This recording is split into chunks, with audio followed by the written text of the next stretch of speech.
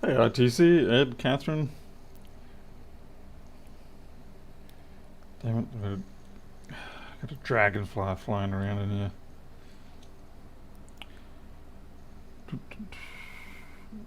Let's see.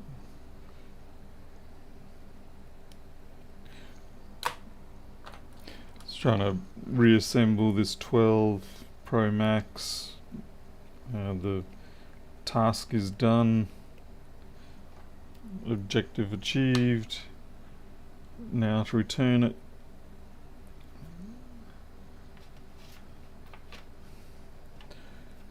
Back to its original state so I can send it back to my customer. Plus I have to get the battery out.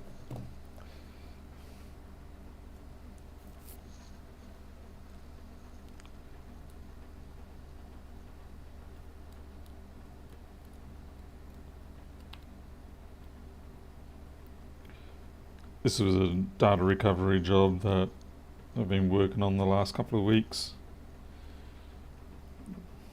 These things do very frequently take quite a bit longer than you plan initially. And half the time it's not even your side that you have to really battle with. It's often things like getting the Apple ID right and stuff like that. It's rather terrifying at times how easy it is to get the wrong Apple ID information.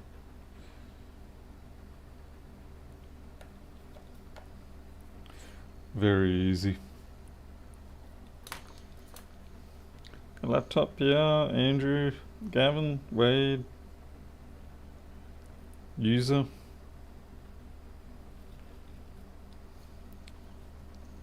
Yeah, that screw's completely rusted through. This phone fell into the ocean.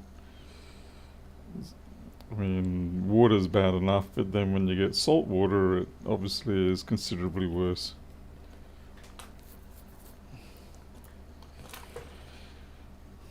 The screen is a write-off. The sensor assembly wasn't too great. The switch assemblies on the side here is a write-off, and the corrosion started to wick down into the rest of the phone. And yeah, like I said, I really need to get this battery out because the phone's going to go back and it's going to sit in someone's drawer. And I do not want a phone that has saltwater damage, likely also in the battery, like it's all starting to rust to hell down here. I don't want that sitting in someone's drawer, just waiting for the bad day for something to happen. At least it wasn't the toilet. Well, that's true. That is true. It could have been a toilet on a boat that was in the ocean. But yeah, like most people, I've had my share of toilet phones. I don't care for them. I think the worst thing I find with most toilet phones is that the people don't tell you until after the fact.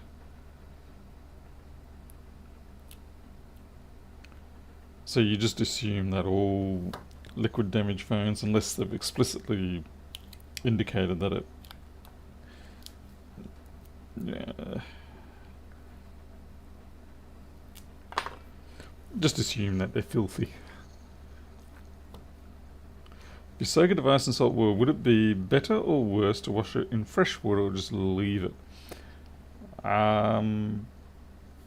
Yeah, well, if you can immerse the whole thing in distilled water and flush that out multiple times, it would be a good thing.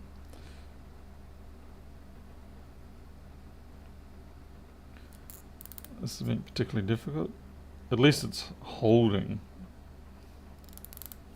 Yeah, it's not snapping, so that's nice.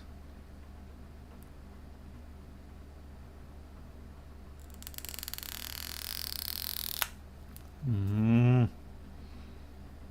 a little too eager there. Ach, niemand.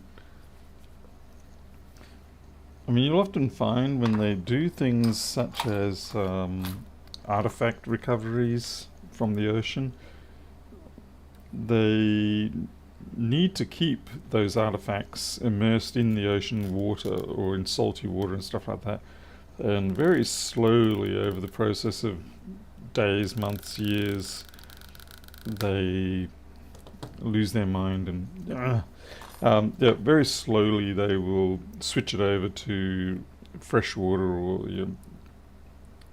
because otherwise if they don't do it slowly the item will just simply crumble away. Okay, I'm just going to put IPA down it. I did jinx myself, yes. Hello Neil Van Reaper.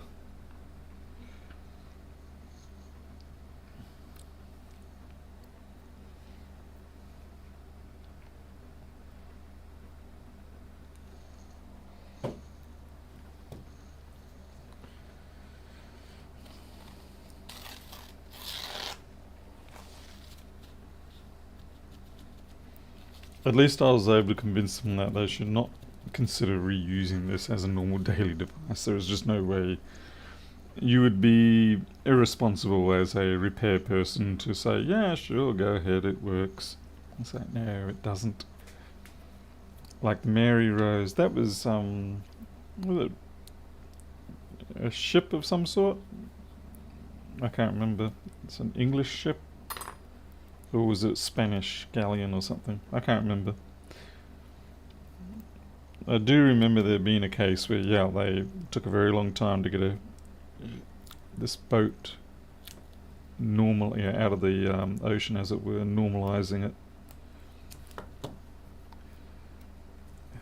English, too many guns, it's sunk in the harbour because of the fact that its buoyancy wouldn't have been enough, because as it approaches the harbour and you're coming into an estuarine water, the buoyancy of salt water, or the water would drop, so therefore the ship would just go sink. It actually happens a lot with boats in the old days. Henry VIII's flagship. Oh, okay, I didn't know it was the flagship for Henry VIII. Hey, Repair It All. But yeah, it was quite a common thing for seafaring ships to come into, they'd be fine with their load, and then they'd go upriver once, they come into port, and then they decide to sail upriver. And as they're sailing upriver, they sink as the water gets fresher. Hey, Rodrigo.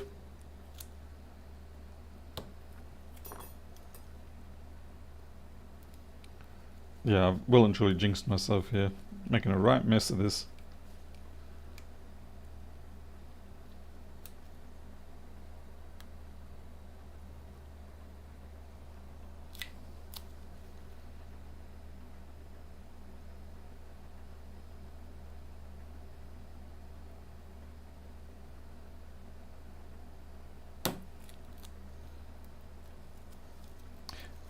This one's already been dealt with iPhone, Repair It All. I'm just trying to get the battery out. It's driving me insane, to be honest. More IPA. No, we're not even replacing the battery, we're actually just removing it.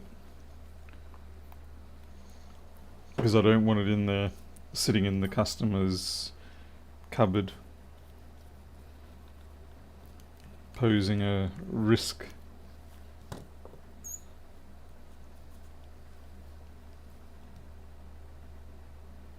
So the phone itself has done its job, it's yielded the data, we're all good.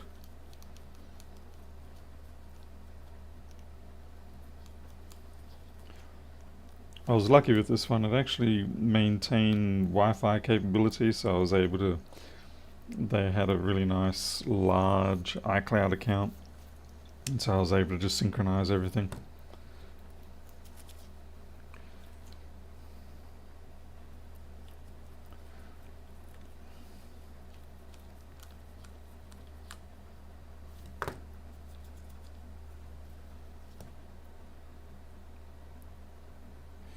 The problem with the way they do these pull strips on the battery is that because there is very little to no clearance between the battery and say the speaker assembly in this particular case, you can't get a good angle to pull the strip out. Hey, IO dude, IoT dude, DJ.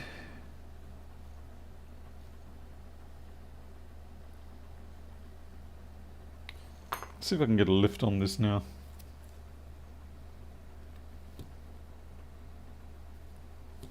Trying to find an appropriate place to do it. Naturally, I picked up. Naturally, the one area where I don't mind grabbing it, I didn't pull the strip out. Like if I was going to be limited to one area to pull a strip out, it should have been right here.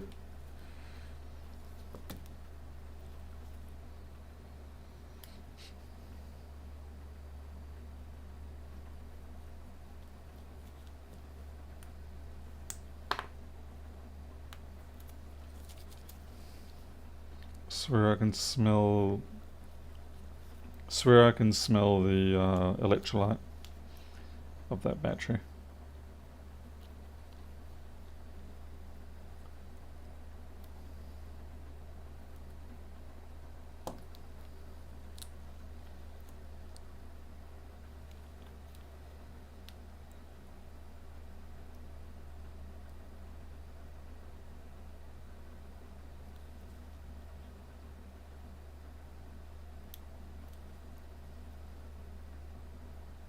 It's like trying to when you're trying to go fishing and you're trying to pull a big fish in.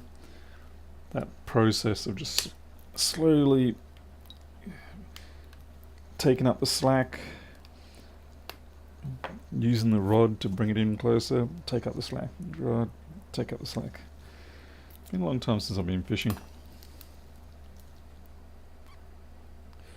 Fishing was one of those things, one of the first sort of things that I was extremely passionate about that I realized I sucked at in spite of my passion. And it was also probably my first ever cold turkey type personal behavior shift. I just remember coming home from the fishing shop one day, having bought yet more sinkers and hooks and stuff like that. And something snapped in my head. And I just realized, you know what, this just isn't worth it. And I just stopped fishing. Prior to that, you couldn't go past a body of water without me squawking at my parents saying, "Oh, can we stop here? I want to see if there's any fish."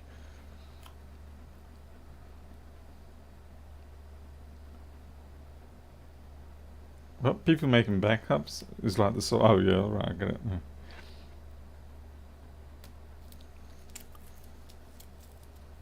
A3X.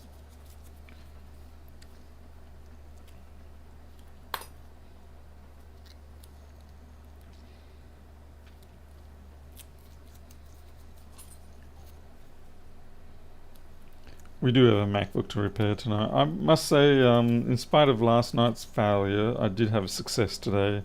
I had a 2141 come in, which is the 820-1700 board. And thankfully, managed to get the data off that one. Well, get it to boot. I haven't had a chance to back it up yet because someone hasn't given me their passcode. Hey, Caradog. Kristen, I think the problem with me with the fishing was that I was really not good at it. I mean, I was really, really bad at it. Technically, I was fine. You know, I could do all the casting, I could do the knots, do all that sort of the technical side of it. But the best fish I ever caught was an accidental catch, pretty much. I just happened to be down at the ocean rock pool, and just by sheer luck, I caught a trevally. And that was probably the highlight of my fishing career. I caught a trevally, and they're quite a challenge of a fish to get to land because they've got a lot of kick about them. But yeah, beyond that, no, I just sucked. I really, really sucked at fishing to the point where it was like, I'm not enjoying this. Like, I wasn't expecting to be fantastic, but yeah, I was abysmal. Genuinely abysmal.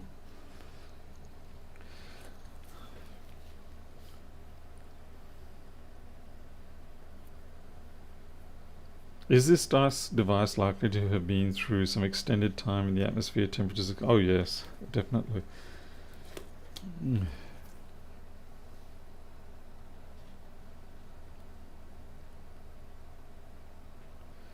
Oh, looks like we're going to repair our IBANU.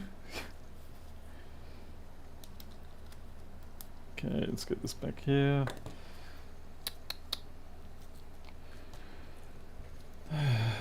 Someone did not pay proper attention to the orientations. This is the other downside, is when you have a project that you haven't sort of been working on a regular basis, you suddenly start to forget where all the bits and pieces go. Yep, being made a mod around here is a punishment.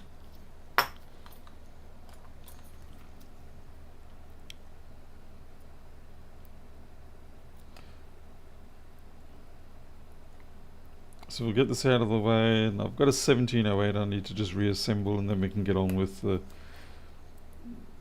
unknown machine. I don't know whether it's a 1990 or a 2141, but I do know it's here. Okay, I just realized that screw there I don't think is meant to be there. I think it's meant to be down here. Tying the antenna. Okay.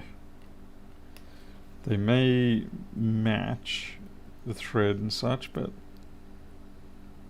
it's not a proper match. Come on, come on. Interestingly, the water marker didn't go off on that one.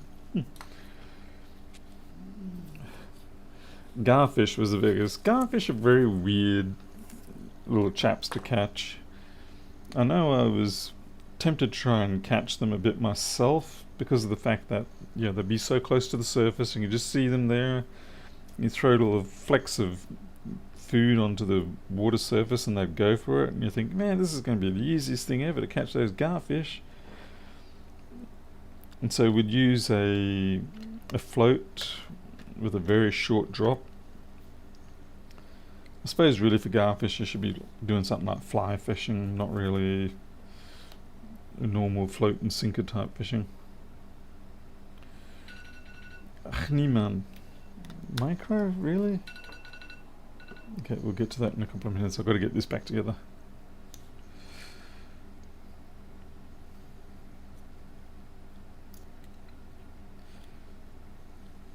I feel like a 3-year-old playing Duplo for the first time here.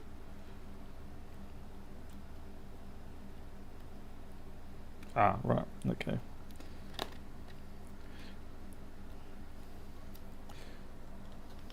I can't help but be overly, how could you say, stay there.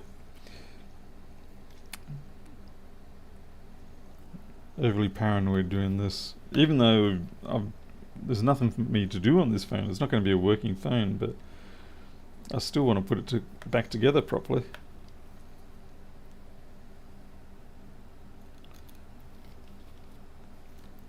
I'm not a complete animal.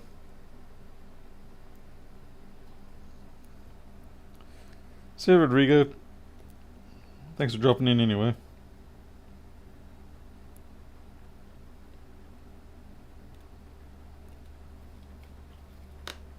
Okay.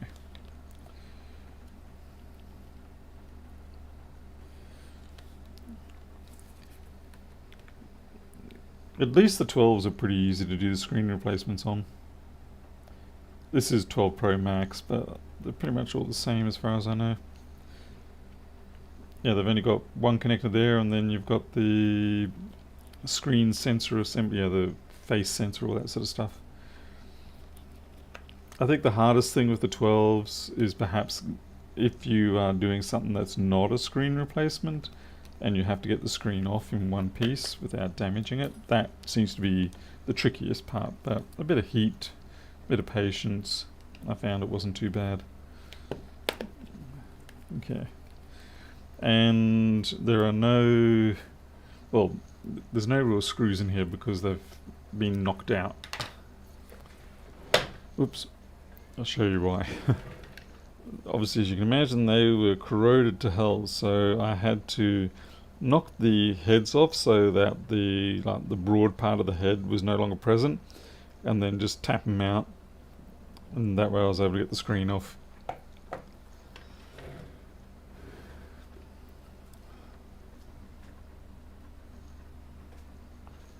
Alright, that's it. Oh, ouch, the body. Alright, I'll go deal with micro, and then I'll be back. I just need to put this 1708 back together as well, but I'll do that when I get back.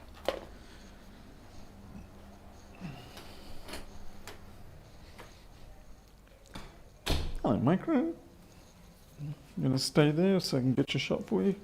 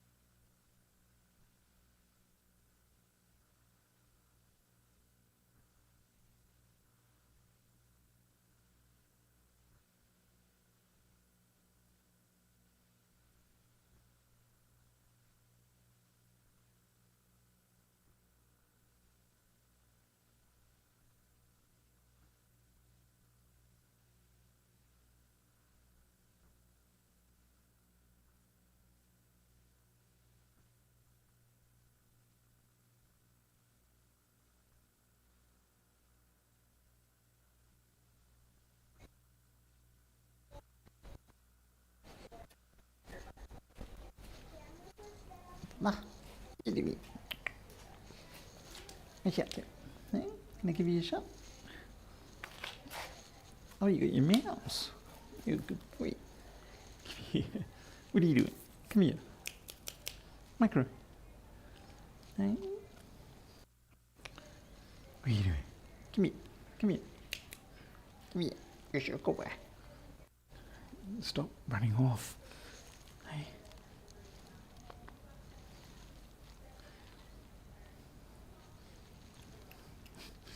You okay? Why are you being difficult, child? Micro. Micro. Papa. What are you doing? Come up here. You come up here? What are you doing? What are you? You come here? Yeah. Yeah. Come here. Micro.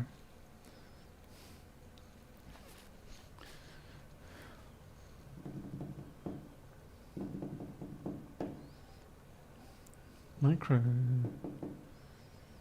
You haven't been difficult tonight, no?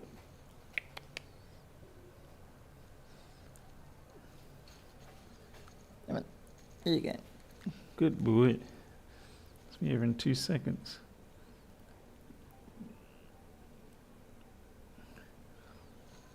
Hmm?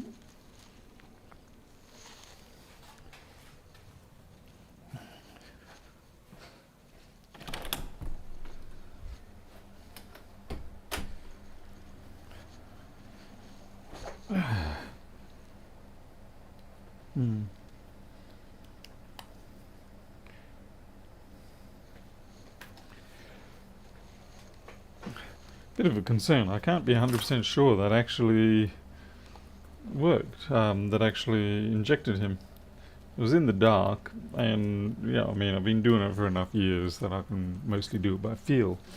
But when I went to do the withdrawal, there wasn't really any sort of resistance on the withdrawal. So normally when you take the needle out, the flesh has sort of grabbed around the needle shaft itself, and so you feel a little bit of resistance on the withdrawal.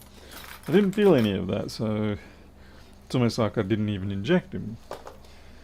But unfortunately, once you've done the injection, as it were, you can't really take the risk to give him another one. It's safer for you to have not given him his insulin than it is to perform a double dose by accident, because a double dose by accident can lead to a coma, whereas just simply having not given him a dose just gives him higher blood sugar for 12 hours. So it's the lesser of the two evils. The safer, I should rather say. What size needle? 8mm long, ultra fine. Yeah, I think it's like, ultra fine. They cost around about $70. I think it's about 60 or 70 cents a needle. Fortunately, the insulin lasts forever now that I've got the cooling fridge thing.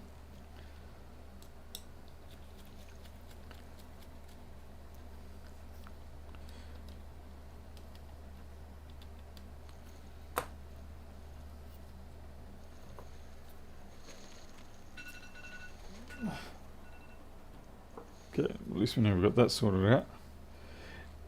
Yeah, Ben, it might have been that, because I did feel a little bit of you have that grit feel when you inject into the scar tissue.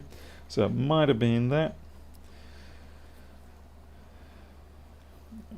In which case it's still annoying, because that means it would have been an ineffective shot, because I find it generally, they don't, the insulin doesn't sort of disperse properly when it gets into that scar tissue.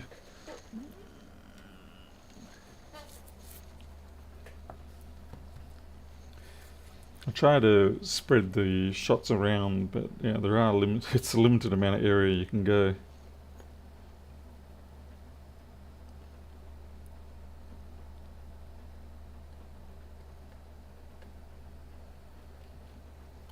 Hey there, creature.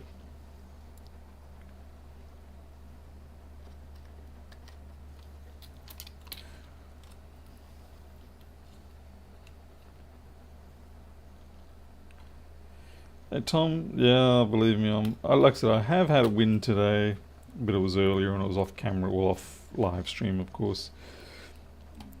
There was a 2141 820 01700 board.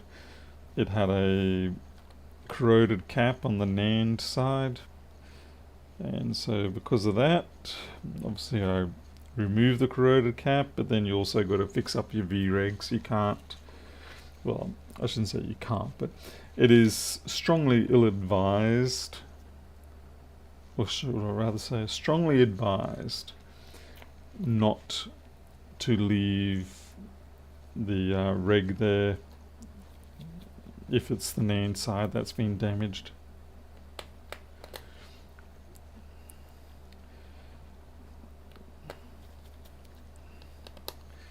This can very easily be the case whereby you power it up and that NAND's been, the regulator's been sort of knocked out askew or something like that, just internally.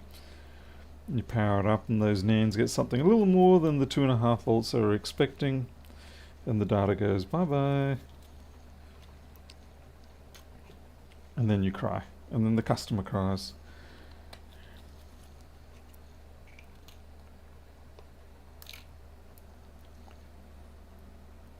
Hey there, Miles. I was able to get my meters display on OBS similar to yours. Oh, Mark, okay, I'm glad you worked that out. Yeah, sorry I couldn't be much more help than that, but funnily enough, I will be probably redesigning the software that I'm using up there to be a single application. The main reason being is that I know I'm always going to be using these three, at least, units together.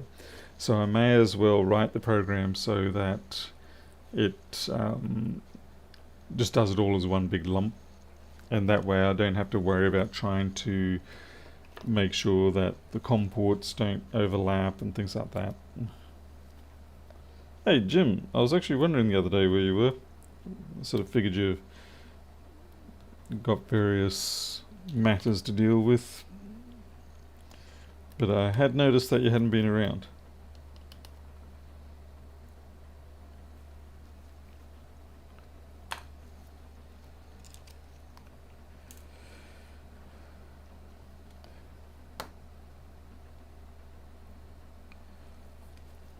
Oh right, yeah, unfortunately being the 5mm I'll be a fraction short, and 31 gauge I think might be a little bit on the thick side. And you're right, they probably wouldn't really let that kind of thing through.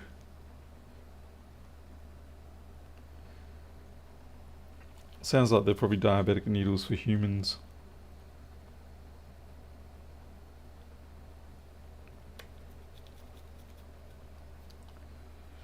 Ah, made a mistake.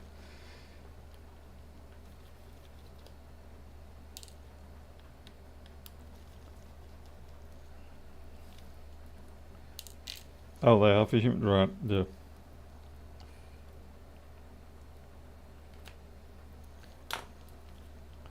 Hey, Trady, anything interesting happen in your industry today or this week?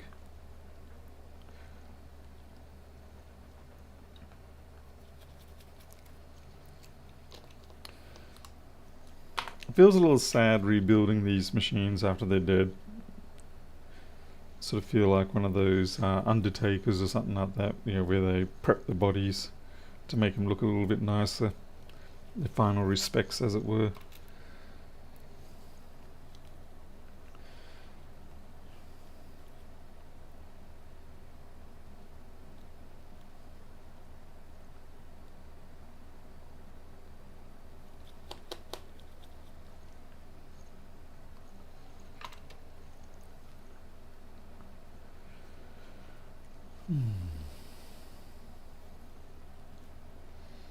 I try to get these things out of the way before I start on the big projects or the next new project, because otherwise I end up with like half a dozen or a dozen projects. Why do I say projects? Jobs filling up the slots when really they just need to be, you know, reassembled and sent back.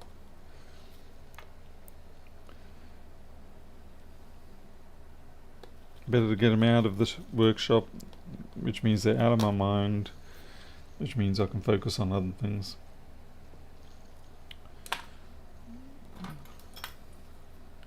Had a do-it-yourself disaster today. Sick of fixing trashy workmanship job. Okay. When you say do-it-yourself disaster, you mean some homeowner or something did their own wiring, or what? Or just some random tradie who thought he could do the wiring?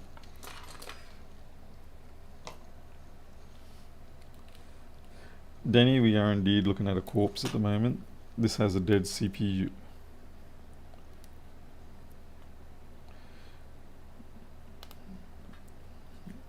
Fortunately, because it has a removable drive there, it can be recovered. This is the last of the MacBooks that have a removable drive. After this, I suppose, well, really concurrently with the 1706 and 1707, they had the lifeboat system, life raft, whatever. And then after that, it was all over.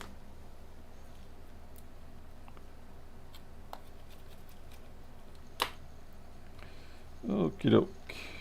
Yep, that's everything. Would you be open to some more fun code on love play around with proper MCU and Sanford? What do you mean proper MCU? What the hell's wrong with you, man? It's an AVR. Be nice. That's a proper MCU. How dare you? What are you going to start suggesting I use STM32s or? Should ban you for that sort of insult. But To answer your question in a more serious manner, though, no, I'm not interested. Mostly because I'm just too busy with everything else. I've got a $1,500. What am I trying to do there? Am I flexing? That's not very good of me to do that. Anyway, I've got my capture card, and I still haven't done any testing on that for me to send it back to them to get my money back or something. And that's like 3 to 6 months now. Yeah, that's not acceptable. I need to get that out of here. Get my money back. Should be using a 6502. Yeah, probably. Does the 68 HC11 count? Some old bloke thought he could do it all. New owner didn't question. Oh, okay. No, I definitely would not let you do it in that case, creature. If there's one way to double your workload, it's to give it to someone else.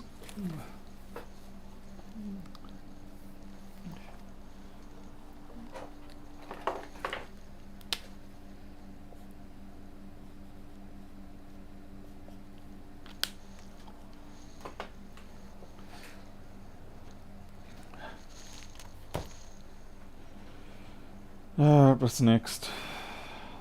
Hmm.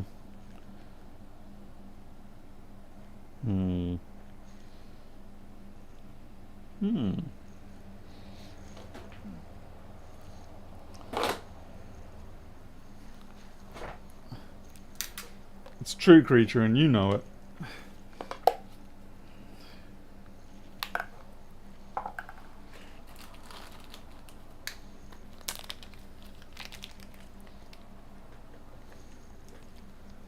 See, Miles got a 2021 14-inch Pro. Coffee damage. Customer wants to send it up to me. Oh, okay. Yeah, I'm sending it up.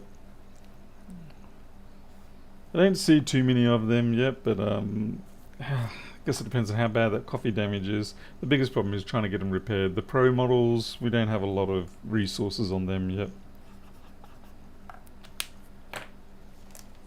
But yeah, I've had a couple come through here. I've been fortunate that I've been able to repair them enough to get the data off.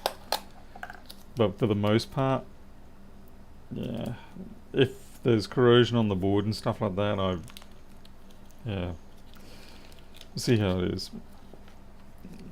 Funnily enough, I find a lot of the corrosion seems to be creeping up underneath. There's a protective CPU barrier that they have in there. It's around the heatsink retainer plate on the underside, and for some reason, yeah, there's a lot of corrosion that seems to keep creeping up under there and taking out the machines.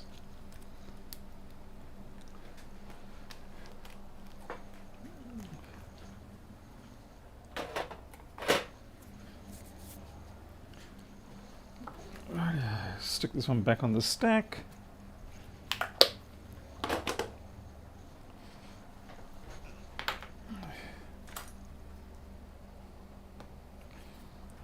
Shouldn't you be fixing that yourself, Miles?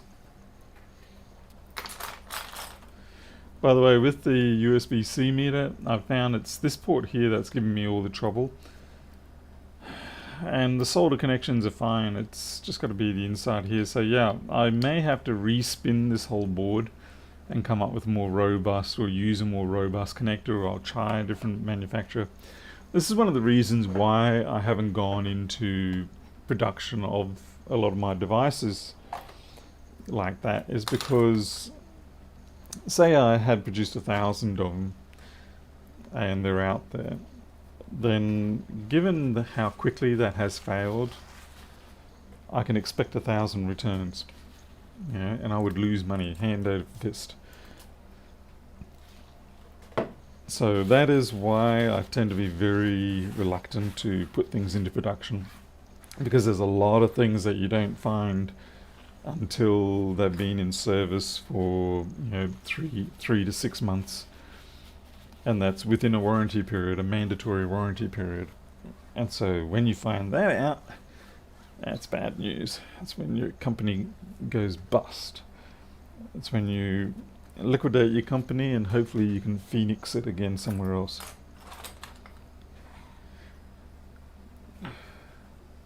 Tony, yeah, goes into an archival system where I have all my jobs. I'm not sure where my other archive box is. I'm seeing if I can spot it anywhere. But I have a short-term archive, and then I've got the long-term one. I don't know where I've put the long-term one at the moment. So basically, when the short-term fills up, I pour it all into the long-term.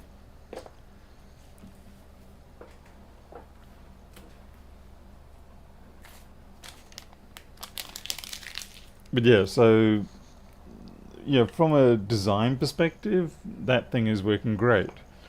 From a physical perspective of durability of the parts, it's not living up to what I want. Okay. Mr. Jason has made this difficult for me by putting his stickers everywhere.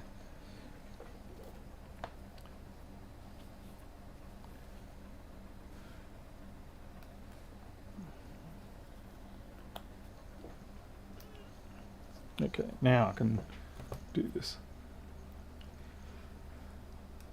Yeah, even like 2 years I'd be in serious strife. So you sort of want to test them for 6 months to 12 months and then consider maybe putting them into production. And then by then, the parts that you did use are probably no longer available, so you have to choose some different branded ones, which will probably have suckful durability, and you're back in the same situation.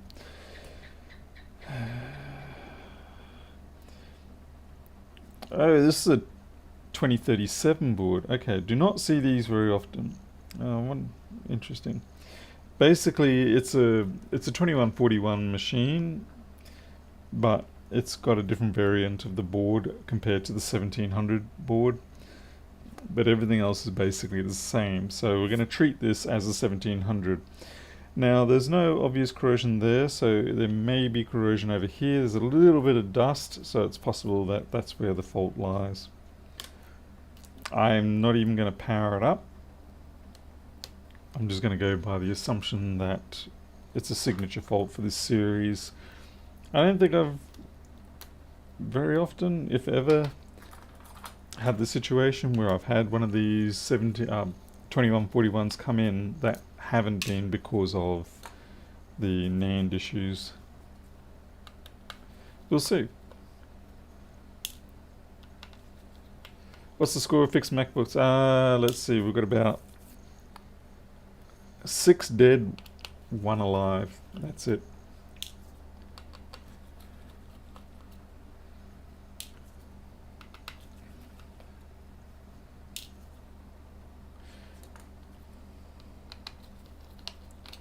Just one of those weeks where everything just doesn't want to get in my way. A bit of a quiet week too, but I'm kind of thankful at the moment for it being a little bit quiet because it's given me time to work on the software. And that software is really dragging things out. And then once I've got the software running, I then have to do things like new logos, new website, new, all that sort of stuff. So it's a very long process to bring out new software versions sometimes. Hey, Danny, thank you. When did you get that, Danny? Just curious, that's all. And for those wondering, if you have purchased Flexboard View in, I don't know, probably the last 12 months or whatever, then you will be able to just upgrade to the new version as soon as it comes out. Oh, 2 months ago, right, cool. I was going to say, because I don't recall seeing your name or anything similar popping up today. Much appreciated, though.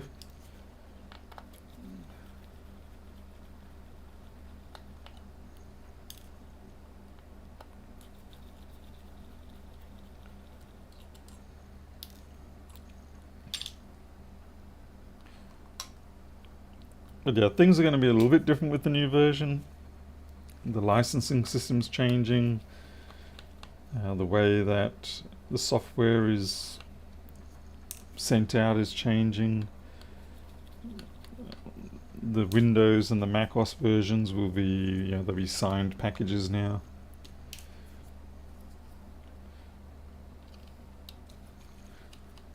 suppose you could say that the software is finally growing up.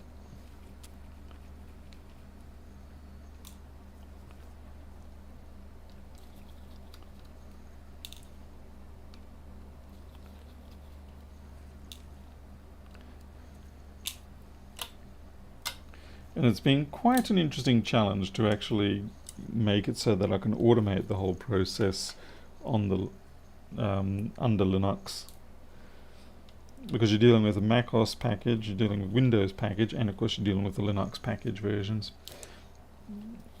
I gotta say, I do want to actually try see if I can make the Linux version a Flatpak or an app image or something like that, because I have the biggest complaint with the Linux version has been the difficulty in the library mismatching.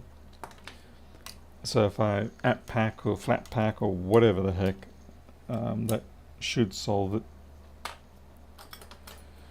But it's another thing to learn.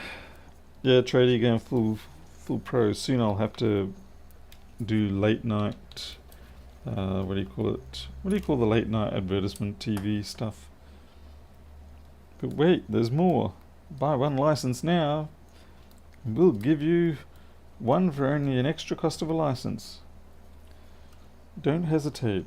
Get on the phone now. Call 01800 666 33392. Infomercials, that's what it is, infomercials.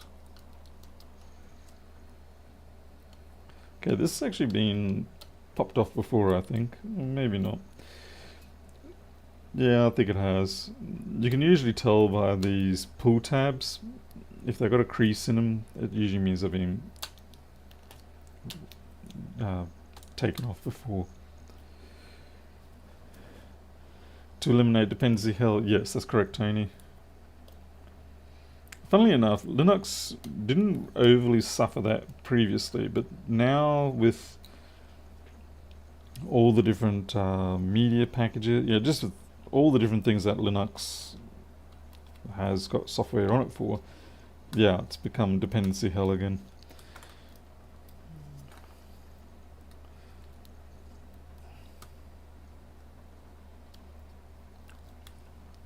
Essentially, I distribute my stuff as static packages anyway, but there are some things that you still have to get to match up.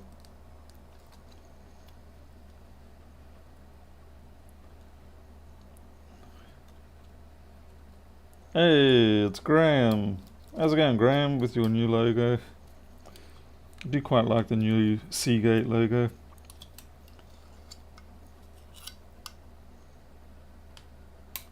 Did you find the wildcat? I did, Keith. Yes, we did get her. She is now safely with us, which is a great relief, I must say. I found her at 2:30 in the morning. Yeah. You, Graham, would love me saying that. I'm sorry, Graham. I'll leave that joke alone in the near future. Once I'm bored of it. Looks like Graham's got a real life, a real business to attend to. He's got real customers and real phone calls. Okay, so let's have a look and see if we can find stuff. So with these boards, whenever I get them, the first thing I do is switch over to the microscope, because apparently that's decided it doesn't want to run. It's stuck. Okay.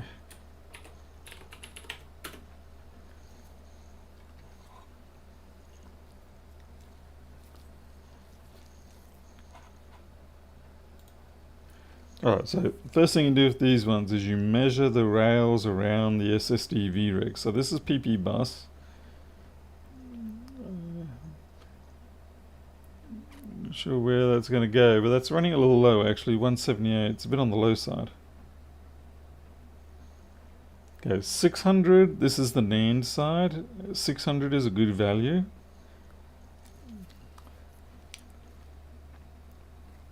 So check both of these. 389, that's good. That's 1v8, and this is 0v9, 318. That's good. So this side is looking pretty good so far.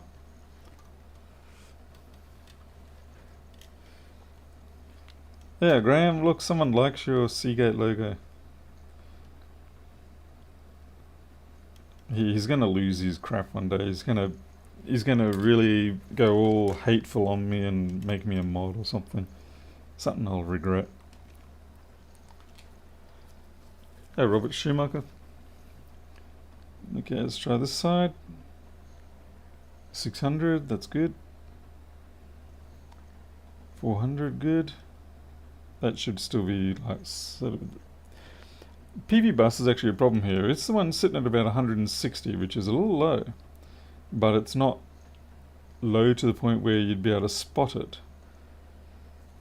So we actually have a variation of the normal fault here. So we're going to look around for some other kind of issue. That's, like I said, unusual to actually have a non-NAND fault on this board. But the problem here is that it's 100 or so. Hey Rilla. And being 100 or so ohms makes it essentially quite difficult to pick up. Interesting, there's a little bit of a discoloration on that test pad there.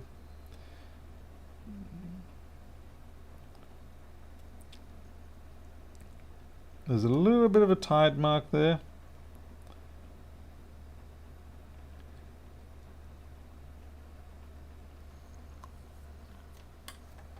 It's getting hot in here.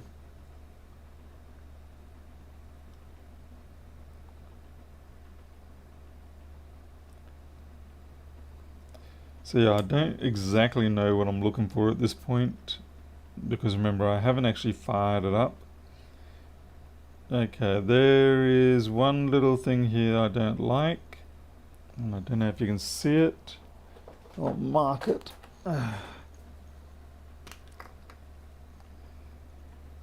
Just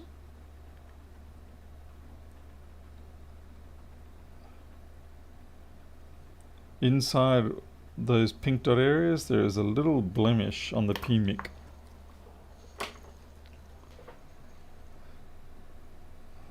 It could be simply flux or something, but I don't know. I'm hoping it is just flux or something. Yeah, just some sort of random thing that spluttered up. Well, we can do a quick check with the continuity.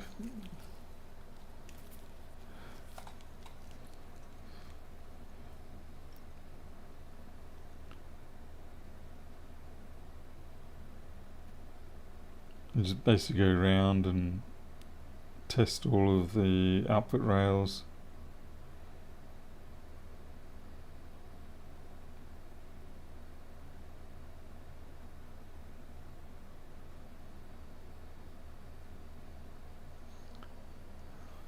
Okay, nothing beeps, so that's a positive.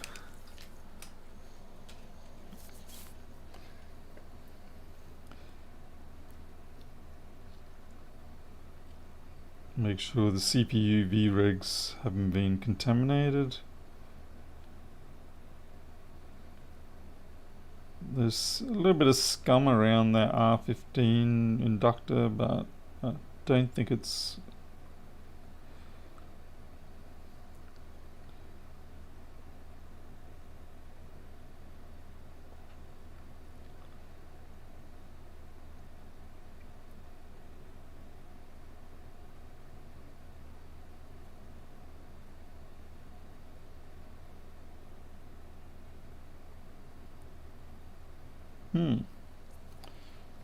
Well, that's one side done.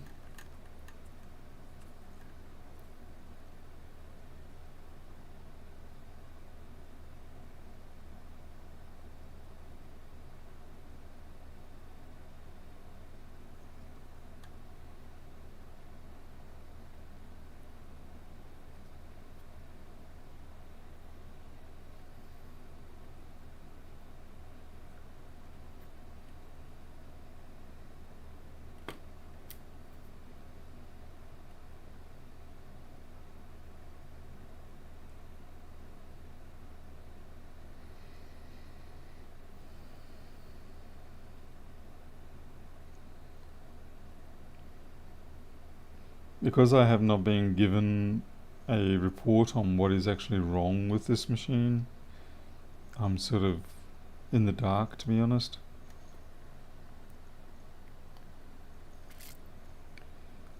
Graham, just tell him to sort off.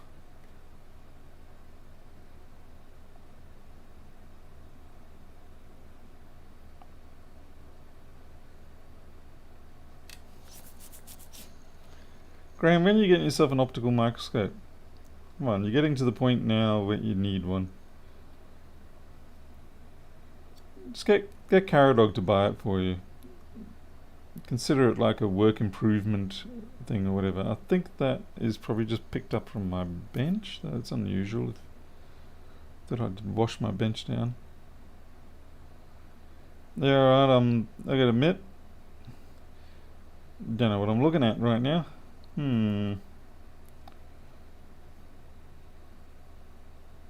So I'm gonna have to plug power into this and see what happens. Not really how I like to do things. I'll wait for Moretto to get a new scope and offer me his old one. Oh, gee whiz, I didn't know you were that much of a cheapskate.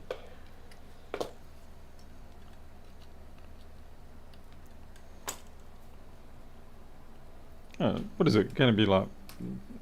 £300-400 for you to buy a scope? Come on. I mean, you obviously got enough money, to deal with litigation of logos and stuff like that. So, surely you can buy a microscope.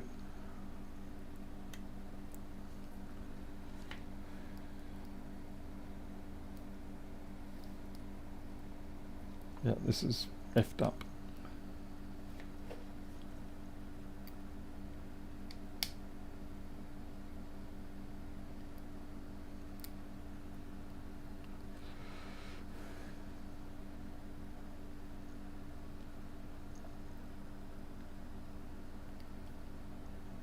People have round logo.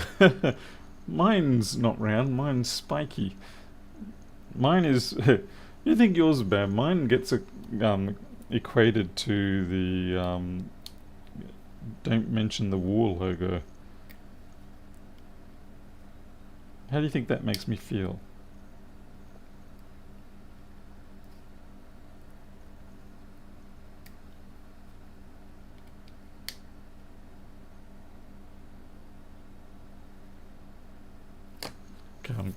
With the fire truck.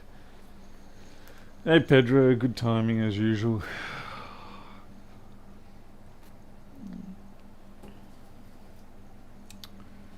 Let's see, I'm looking for something. What am I looking for?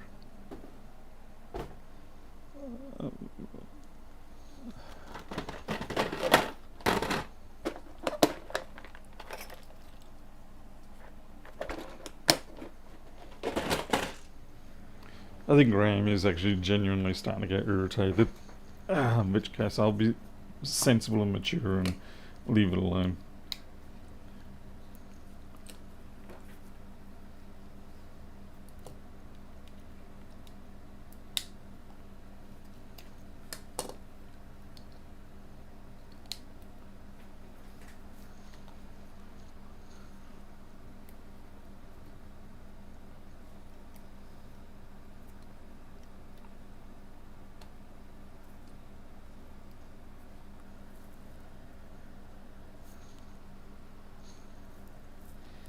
$328.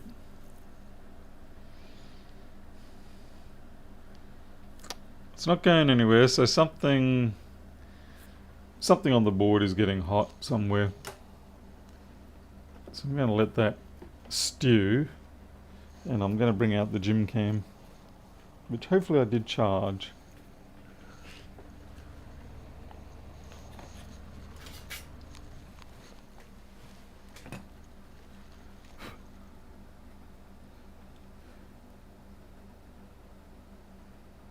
Wow, that's all broken?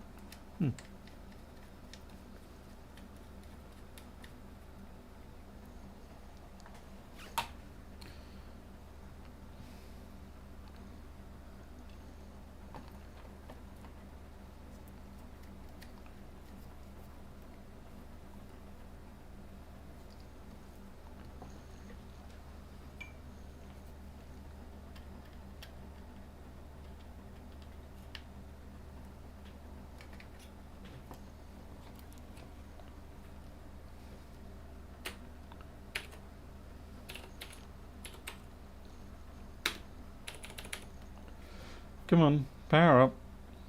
Come on. There you go.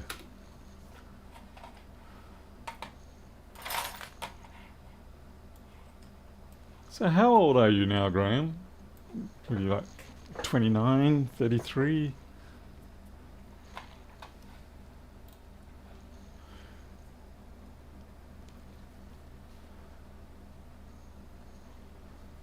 You watch, it's going to be the T2 or something stupidly annoying and sad. Oh wait, no, okay, we're over here. And that there, looking at the structure and everything, I think is a speaker amp. So let's confirm that. Yeah, as soon as I power off it, lose it, power on. Come on, you can do it. Interesting, it's actually staying down low, the current now. Very interesting, it seems to be dynamic, whatever it is. Because I've plugged it back in and it's not doing it now. But at least we know where it is, it's over here, and I'm fairly sure that's speaker.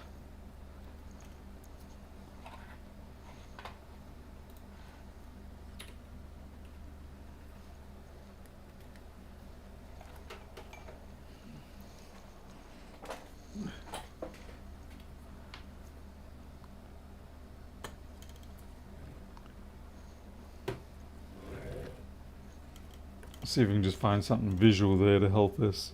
Yeah, that's definitely... Where is it?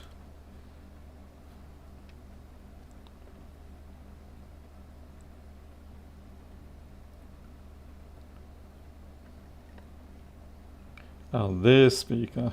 This is... I think that's 3v3 RTC actually. Ah, what is going on here?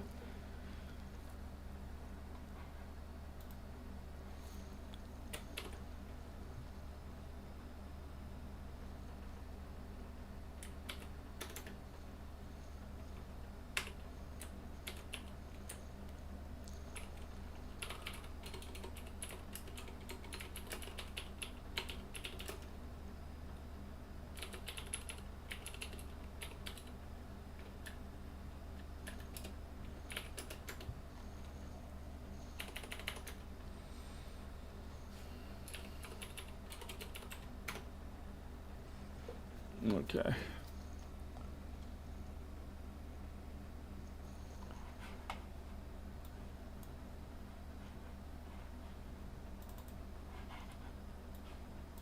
So we're just going to load up the 1700 board for this one. It's going to be close enough.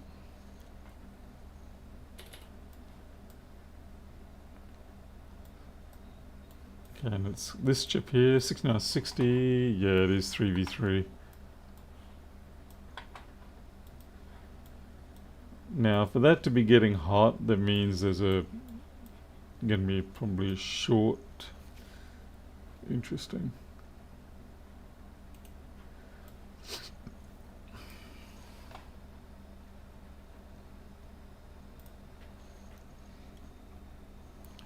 Okay, let's test around. Hey Harold, welcome.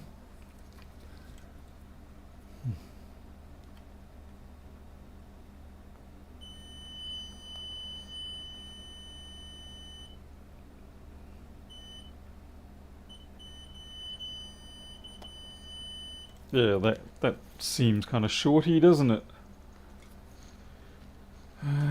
Question is, where is the short? Now I know this was heating up, but that doesn't mean that that's where the short is. But what we'll do is we will take the regulator off and we'll see if the short goes away. If it doesn't, then we'll inject voltage and find it.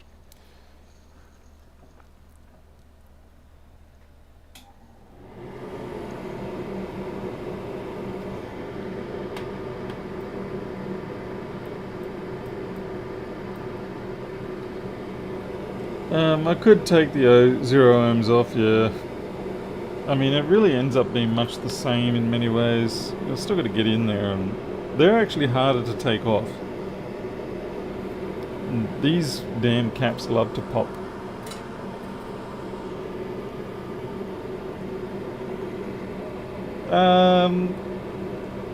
I don't, oh man, that's just disgusting. Disappointment.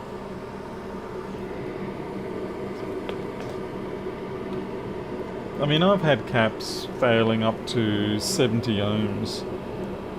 So, yeah, the whole thing of it shouldn't be a cap. I've kind of had to let go of that. Because a few times now I've had to eat my hat, as it were.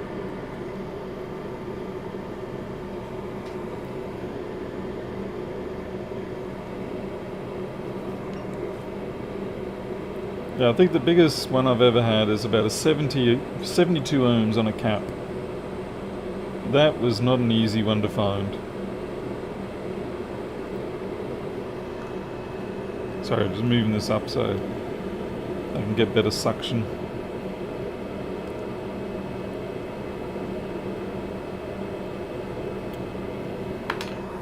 Scratch my nose so I can get better suction.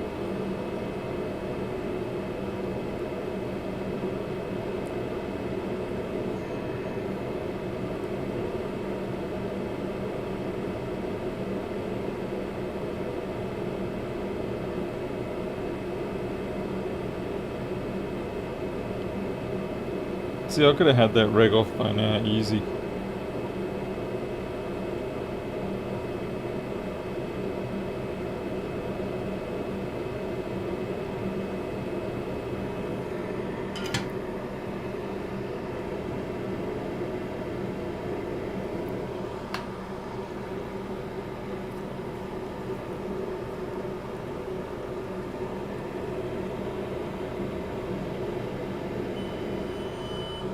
It's on the regulator side. Remind me to charge Creature another couple of dollars. Of course, it could be one of these caps, but I'm gonna take a guess it's a regulator. And I could be wrong, but oh well. If I'm wrong, it still doesn't matter. I should replace that regulator regardless. Same reason why we replace it when we get shorts on the SSD V-regs.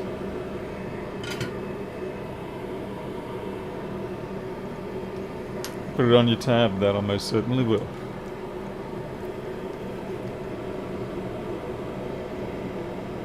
Yep, there was a regulator. See, Creature, this is where experience on a board comes in handy. For those listening in, don't get me wrong, Creature is actually a very experienced, very knowledgeable person in electronics. Extremely smart. Very, very good at his job. But this is a good example of where on-the-job experience in a particular field can sometimes, for a short while, mean you win a couple more bets than usual, but it won't last long. So I'm just gonna eat it up while I can and enjoy the winnings. Now, Graham, we're not trying to say it like that. That's very un-2023. You could hurt feelings saying that.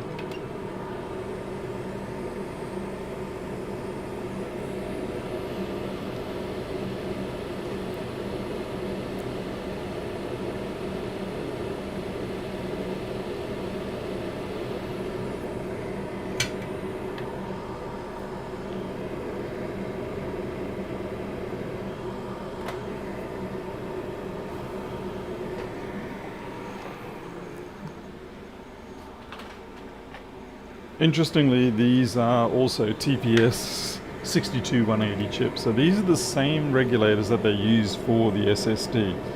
Now, I believe they actually now have a replacement for these.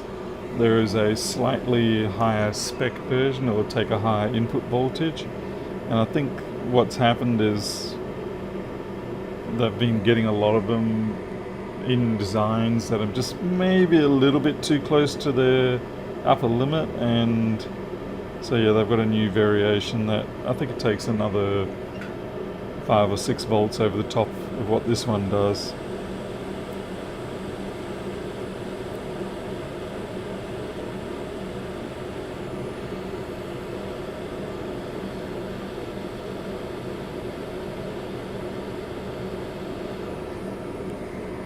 Now we've got to put our damn 0 ohm resistors back on.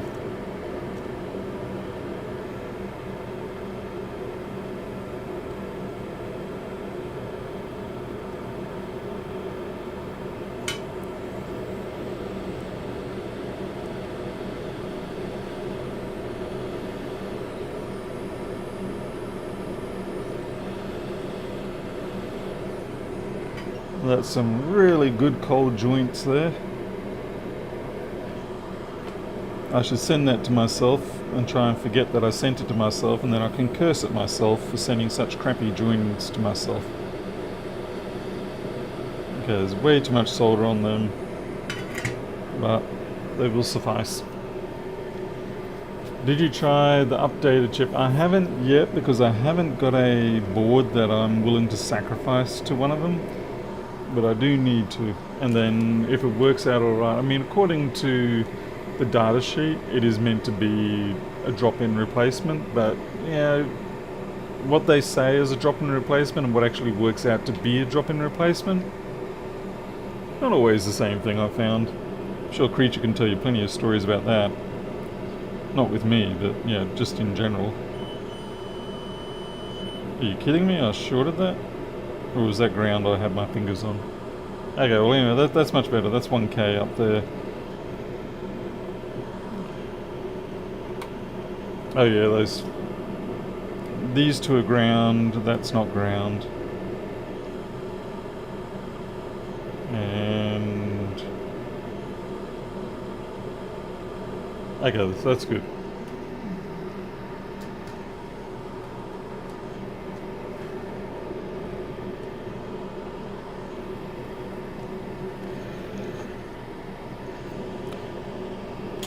I'm not sure, Creature. It's a TPS 62180. Now, the only thing concerning me here still is that on that PMIC there was that little dot. Now, it might not be anything. It could just be, and we're going to find out if it is just a little flux spit or something like that. And to be honest, it doesn't really look like a chip blowout, like, you know, when the chips get really hot and they spit up. But it is definitely an imperfection there, and it's not going away. So I don't know whether that is just a manufacture defect or whether that is something got hot and shot itself.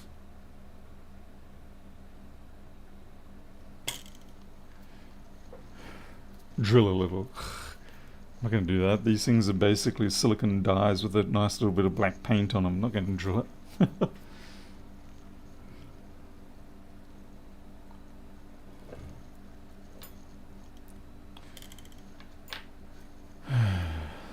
Okay. And yeah, I need to replace this connector. I can't believe it's already jacked up. Scary thing is, I don't even swap this one out. It's, yeah, just stays there.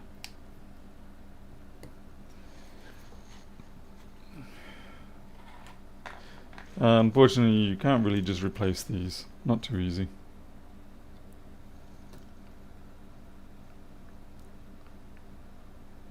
Okay, we got 20 volts. So I'm going to put it back into the chassis and see what happens.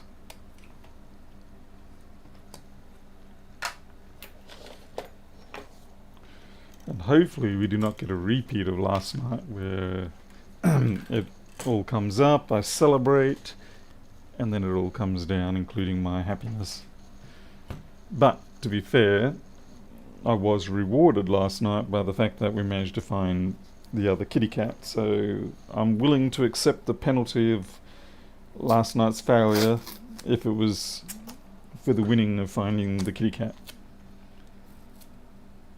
Steve, oh, you mean like when it's running? That is one way. By the way, this is how you reassemble, reinstall these logic boards without losing your mind. Okay, you need at least 3 pieces of tape. And you pull these flexes back. I do also recommend this one here because it can catch you out. Okay, so 3 pieces of tape. And just sort of fold these ones back. Jim, there was a second female cat around here that looked like she was pregnant, and she also has some medical things that we need to sort out. Like she's got a unusual soft lump on her underside. So I don't know whether, I just don't know what it is. Yeah, hard lumps I'm sort of used to because, that's typically just some sort of abscess from their fighting or whatever, but this one's like a very soft lump. So I don't know what to think about that, and I'm fairly sure she's pregnant as well, but just not very far along. So if she's not too far along, we'll be able to get her desexed. And we'll get the medical things sorted out as well. We'll just have to evaluate what's going on with that. Hopefully it's not some sort of sarcoma or anything like that. It's sort of shrunk a little bit as far as we can tell since we've known about it, but that doesn't mean much. So Harold, what? Oh, work is calling, right. Harold, do you just, is it just for yourself that you're working the whole time? You're doing all your manufacturing there? Sorry, you're trying to get going, I'm sorry. Nothing like people asking you questions, just you trying to leave.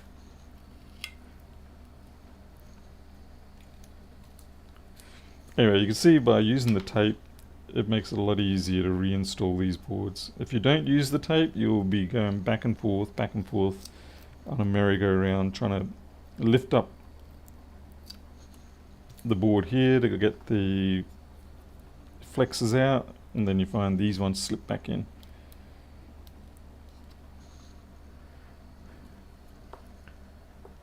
TPS 62184, that's the other one, yeah. Okay, yeah. Oh, is there only 2 extra volts? Okay. I remember reading it, but I thought it was actually more than that. But 2 extra volts, that will make a difference. So what is it now? 26 volt or 25 volt peak on it? I don't have the data sheet in front of me, so I'm using you to tell me.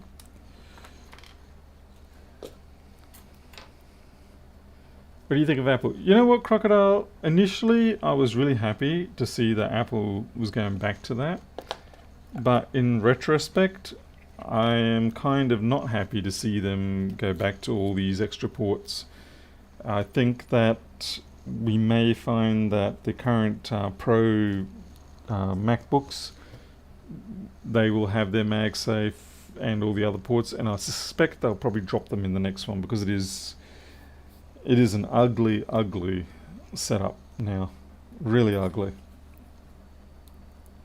I don't like it. It's exceedingly complicated. It's got to be costing them more. And I think the time has sort of passed now where those ports were relevant.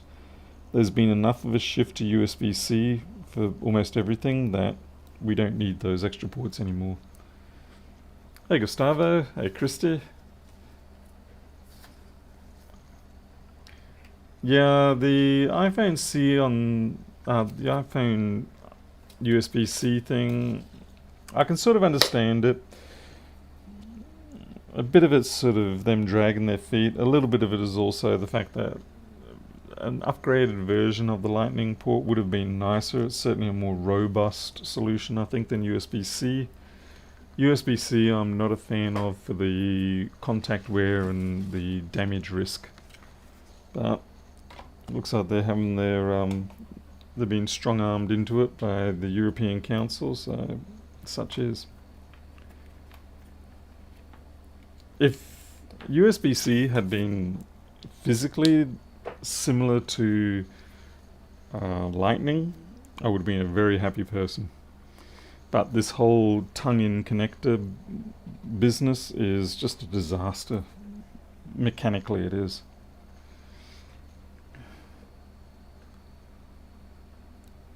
Okay, we've got 2.5 amps coming up. We've got a fan spin, that's a good sign. It can take a while for these to come up after you've sort of revitalized them. There we go, we've got a no battery logo, so it looks like we could be back to life here.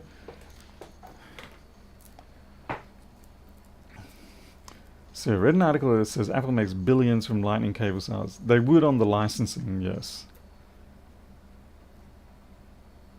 They're apparently keeping a USB 2. See, that's the thing, Apple probably could have made more advances if they had shifted Lightning to a faster standard. But, when they stuck with the old slow, when everyone else had already gone to USB 3 and stuff, that kind of sealed their fate a bit more than it should have, than they should have let happen. Yeah, Micro B and, oh no, I hate that. The Homer, it ended up being the 3v3 RTC regulator was bust. Something was wrong with it, didn't like it. But my USB-C meter now is a perfect illustration of what I don't like about the USB-C connector. The construction of it demands the tolerance of the wipers and contacts to just be too high. The tolerance is too tight, that's what I mean. And so the ports wear out really quick, whereas if the Lightning port, not so much. The only real USB connector I genuinely like is the small ones anyway, is the Mini. The Mini is a good one, though the cycle count on them generally is not listed as very high. I find in terms of actual in real life situations, they tend to be more durable, certainly more durable than the micro connector. And the USB-C thing, it's just wrong. But it's done, it's set. What are you going to do? Wait another 50 years. They changed the absolute max in it to 20 volt, but removed the S1 and 2 pin capability to 24.5, 10 nanosecond tolerance, and now say that anything over VIN is over spec. Is that for the TPS you're talking about, Creature?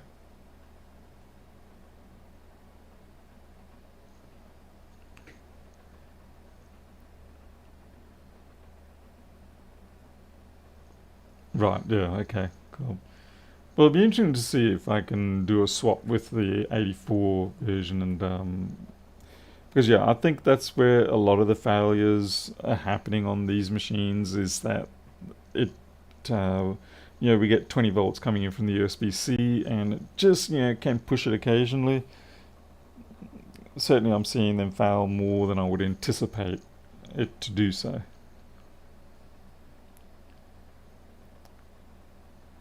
The devil is in the fine details. Suspect the deaths are due to switch node, not input side. Okay.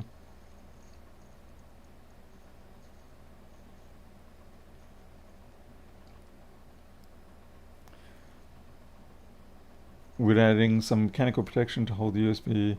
To a degree, you sort of got a HDMI port type situation where, like, HDMI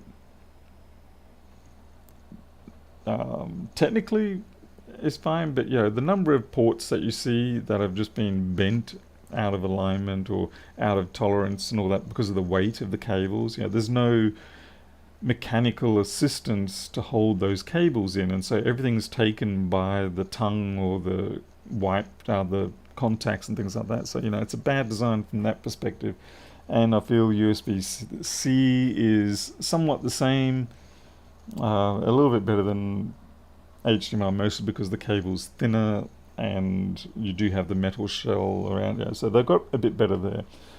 It probably helps that modern day tolerances are better to a manufacturer. But I feel like if they had put, say, another 2 or 4 lanes onto the lightning style connector where you got that solid tongue going in, it would have been a better sort of way to go.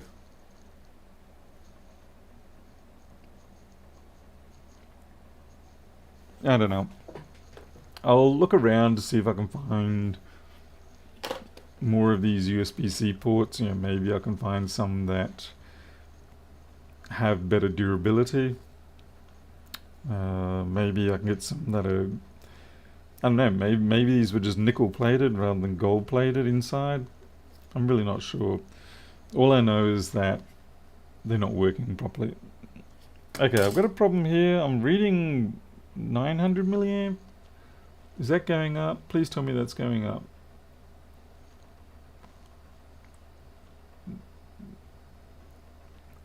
Okay, it looks like it's going up. That should, yeah, okay, it's going to switch over to 1 amp, which means it's charging.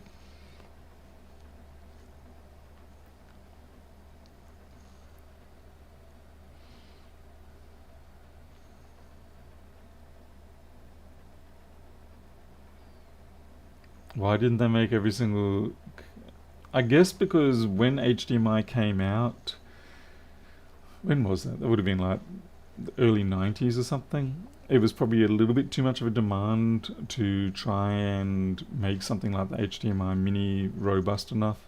I mean, I've got minis for these cameras that I'm using, but I have to be very careful with them. I've got to make sure there's no, weight on those cables, because particularly with the Sony, this one here, I believe it has a real problem with the HDMI mini port. It just can't handle the physical loads that are imposed on it by the cable. Oh, there you go. See, Mul's just basically...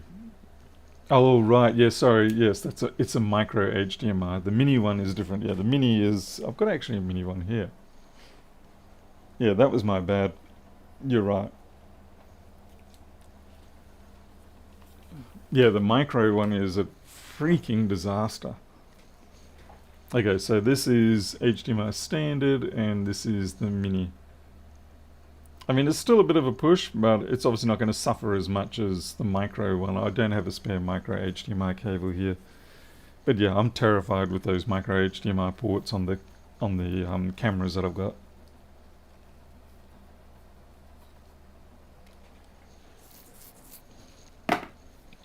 So at this point, we're just waiting for the battery to get up enough charge.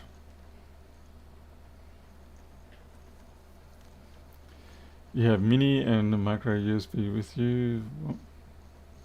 Crocodile, same reason we've got so many other standards. Someone decides, you know what, let's make a new standard and that will cover all the existing standards. Feel free to quote the XKCD cartoon for that one. Did you have a look at the thermals after the fix? No, I did not. I did test all the resistances, but yeah. So yeah, I'm gonna have to try find another USB-C port. Hopefully it'll have the same footprint. I suspect I can. If I can't, I'm just gonna have to respin the board. Because yeah, it's just not, they're not surviving. And like I said, I barely cycle that port and it's not surviving, so I cannot put that into production.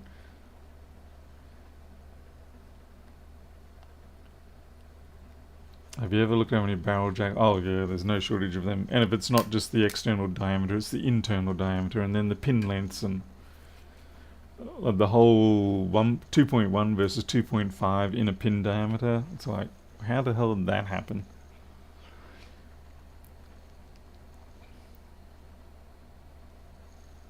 And what I really hate are the laptops that use those. I think it's HP use them, the blue tip one, and I think Asus also, and they use that 1.3 mil or maybe 2 mil outside diameter plugs for their laptops.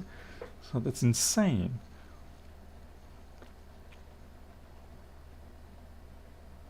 Be sure not to. Well, I didn't. Mine actually came from Element 14. Let's see if I can find them.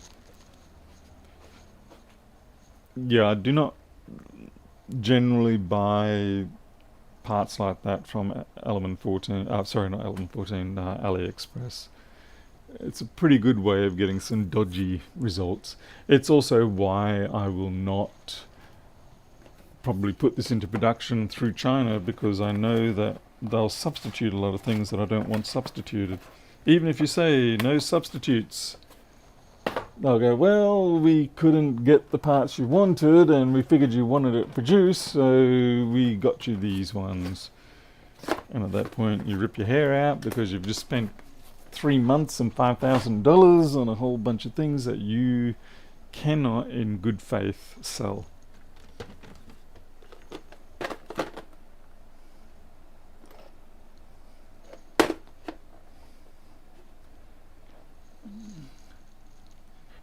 It would help if I was able to operate in bad faith, but it's just not who I am, which is why I'm not rich. Financially, that is. Some might say that I have a rich, wholesome life in other ways, but I'd prefer to be financially rich to prove that otherwise. Check current. Where'd it go? 3 amps. It's doing well. It's got to be getting close to powering up. Anyway, so these are the ones I got. Oh, I got them from Mouser. Okay.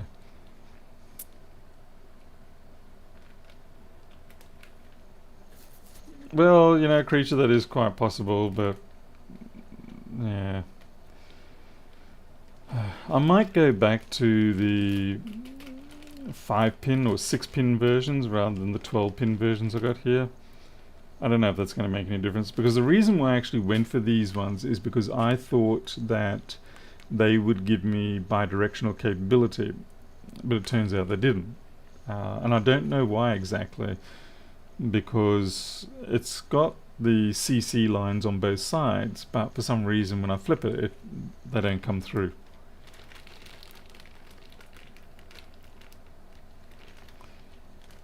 What is this? Mouser part number or whatever. Anyway, I'll see if I can find some other ones. See how I go with that.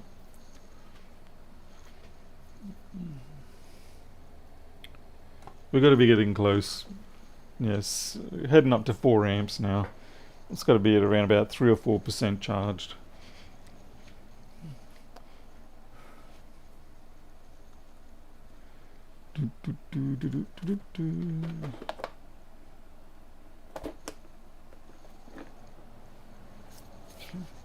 Oops. That's the other thing, creature. You know, because these are not full data USB-C connectors, you think they'd be a little bit more tolerant? I can understand full data ones. You know, they're going to have a gazillion little pins in them, but yeah.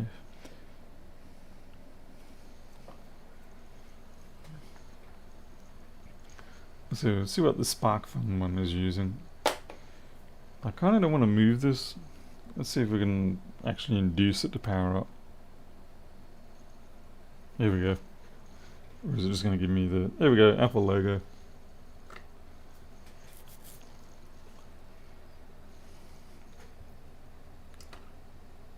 It's probably going to come up and say, this was shut down. Oh no, guess not. 3% on the charge.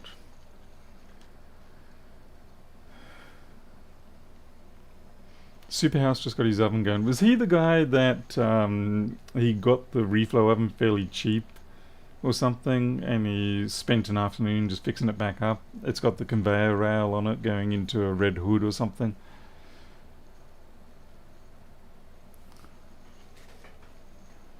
Homer, as we were saying before, this had a fault in the 3v3 RTC circuit, which is not a common reason for these machines to come in. Usually, as what Miles is going on about, usually it's the SSD VREGs, which funnily enough is the same chip that is used for the 3v3 RTC. But they typically die because of corrosion, due to the fact that what happens is you get the dust accumulation over here and here, and then as the moisture cycles go through, the V-regs, they get the dust on them, and then the moisture builds up on that, and then it corrodes. But this one, the actual fault was it on this side? Yeah, it was over here, which is, there was no dust or anything like that. There was no visual indication. But something made that V-reg get upset. The oven's 32 years old. Wow, really? $200. Yeah, that was on Twitter or something, wasn't it? He put it on Twitter that he announced it? Anyway. Yeah, because I think I saw that this afternoon or something. B-Blood, you're on a timeout? I don't know. You don't seem to be. Don't look at me. I'm not a mod.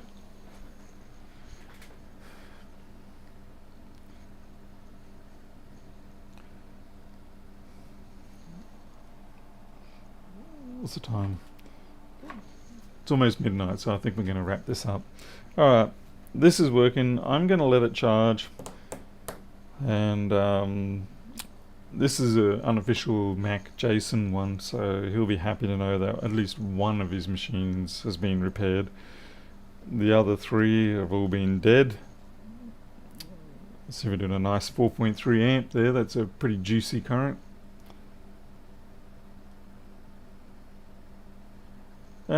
Really, I don't know. I mean,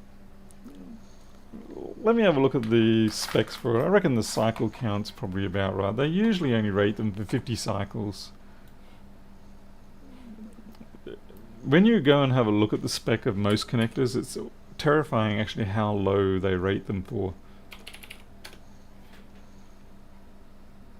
Like your pin headers, things like that, 10 cycles maybe. Maybe 50 if it's gold plated or something like that.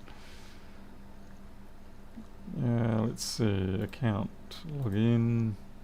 It's going to be easier if I just go to my account on Mouser and find the part.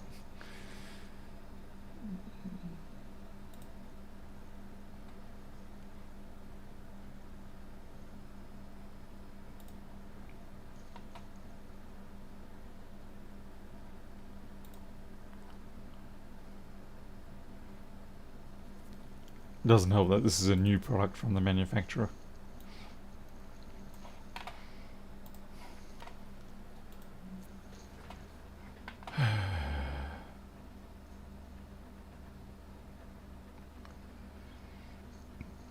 Relays are a different thing, yeah. Yeah, relays can have surprise. Although even in the hundreds of thousands of cycles, it can be surprising how quick you can run through them. Let's see. Durability, okay, they say 10,000 cycles, so clearly something's gone wrong. Well, I can replace that one and see whether maybe it got some junk in it or something. Maybe I need to ultrasonic it. But 10,000 cycles, that's actually pretty good.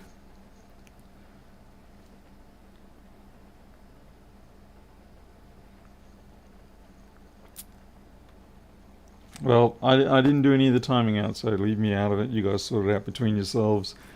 Have your street fighting. At least it's over now, right? Yeah, 10,000 cycles. Alright. Well, I guess what we'll do is we'll just quickly swap the... We'll swap the connector on that. This can charge later.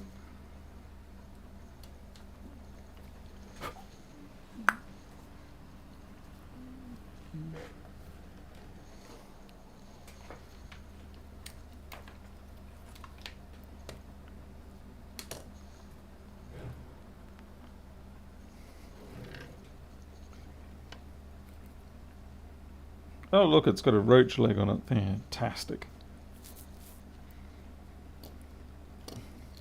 Now I've got to protect my LCD because, like an idiot, I didn't design this such that... That's the other thing. I really think I will respin this board and put the LCD panel on the other side so the electronics are exposed on the back side. There are some things that you just sort of after a while go, you know what, I don't like how that's working out, so I'm going to redo it.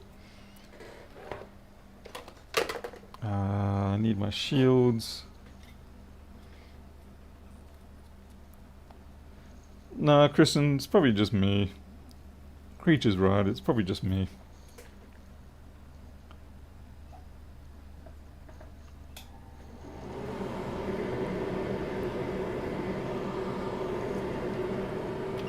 I'm just going to use 360. Get a bit of a gentle. The hardest thing on this one's going to be the retaining lugs.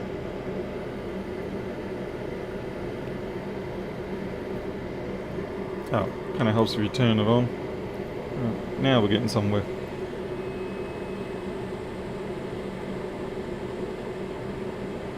Noosa, I had considered doing the whole strip thing, but it's a substantial expense and it's a pain in the backside to actually... the expense is the big thing.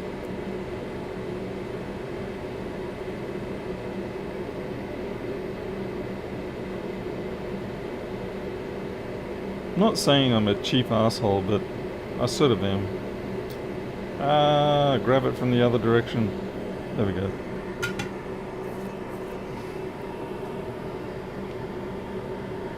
Yeah, Creature I did, and I did it afterwards a couple of times because I thought, that's my thought, you know, I thought, oh, you know, I've left the flux in it and stuff, but no.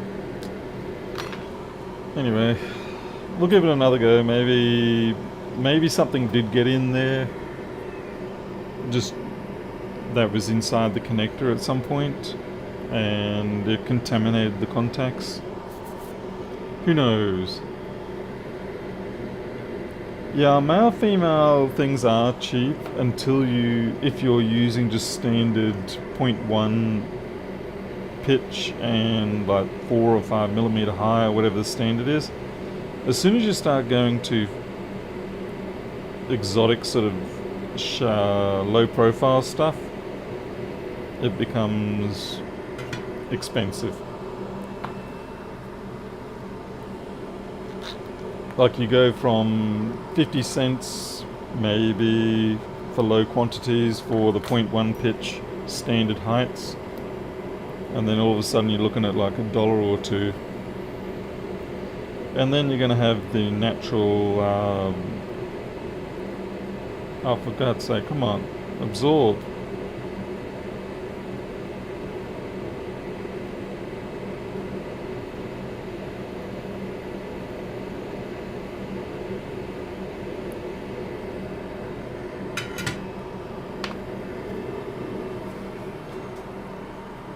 Yeah, it needs more flux.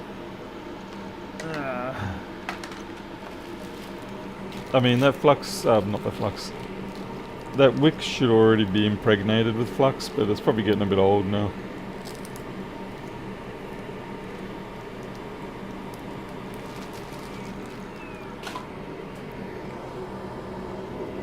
See, it's the height that's the problem. And I've ruined my LCD panel, look at that. It's trucked.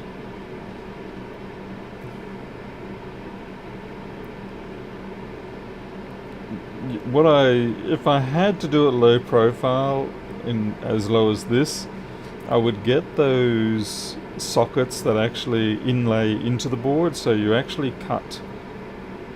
you have a great big slot through here and then all your contacts on the side, so it sits in the slot and you sort of keep that hot. Man, that really did get hot.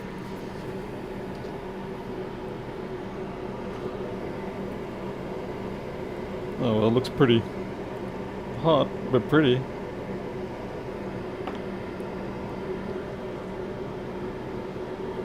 Flat cable, oh yeah, I've done that before. Quite frankly, the easiest for me here is just simply to mount it on the other side of the board. It genuinely is the easiest way.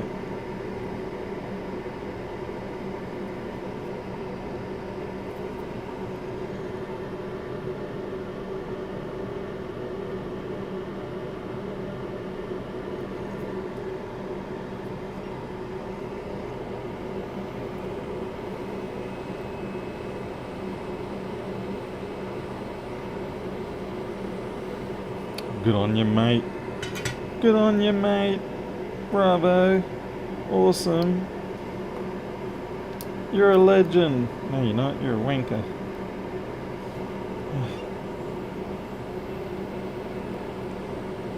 Some people may recognize that exchange.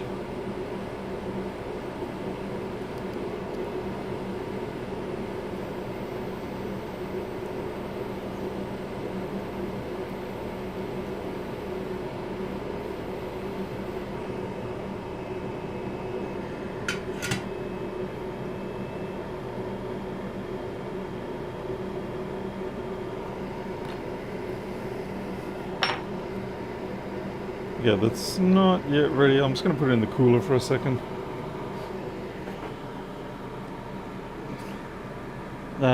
Chris Lilly. It would be a Chris Lilly. I think it was We Can Be Heroes or something. It was, what was it? Nathan. No, it wasn't Nathan. It was the other one. Hey, Nate. Nathan. Nate. You're a legend, Nate. No, you're not. You're a fucking wanker. Because Nathan has hearing problems. Yeah, that's at 360. Graham, the main reason for that might be just simply coming down to if you've got too much air and it's focusing in right on that plastic, then you can make that plastic bubble even at 250. On the other hand, I could probably put this up to 450, 470 and still not melt it, but you've got to just... It's the concentration of air onto the edges of the plastic, and that's how it will start melting more than anything else.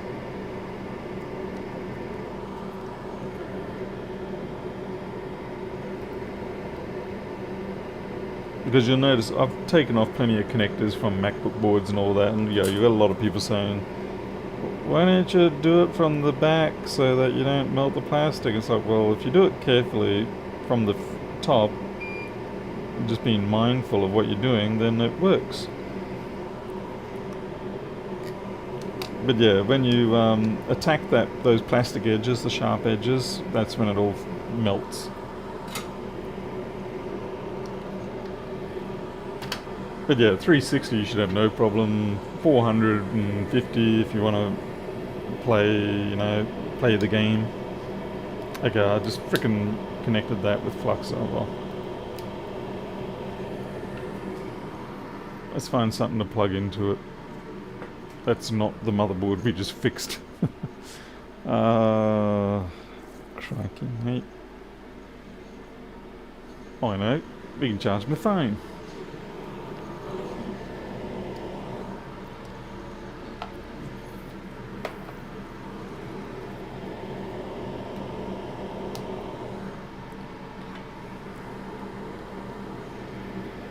Yeah, there we go. That's working good again. Although it's not showing up there.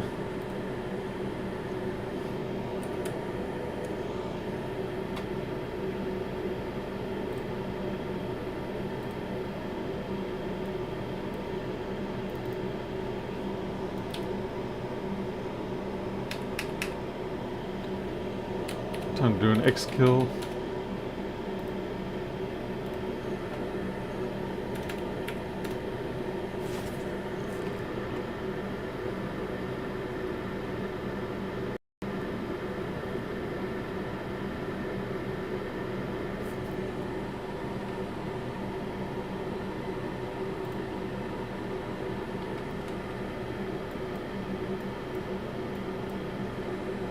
That is weird. It is not.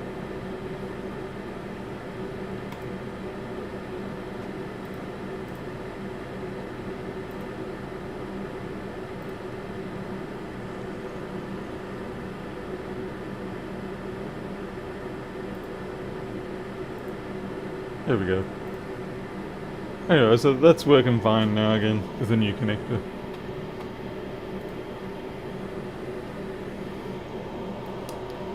So they'll probably give me another 3 months worth of reliable operation.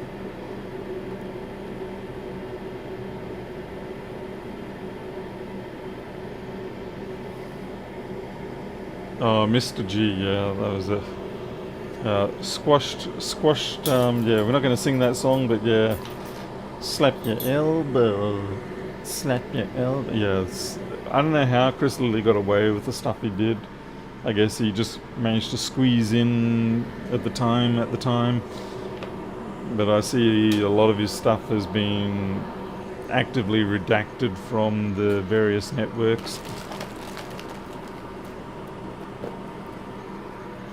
Oh, was it Mr. G or Smouse? Smouse that I was thinking of.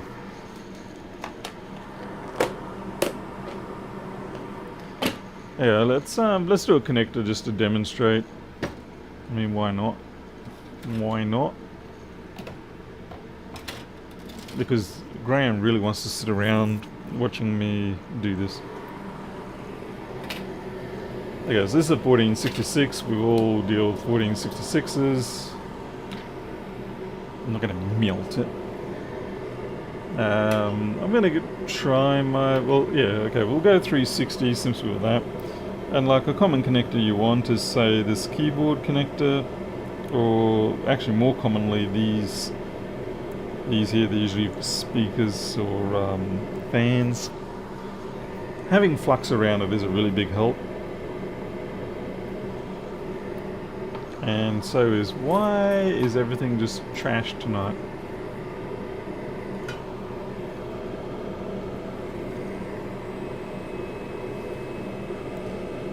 Actually, you know what? I'm going to do the power connector. I do have coding tonight, yes. Okay, power connector. Because people do break these.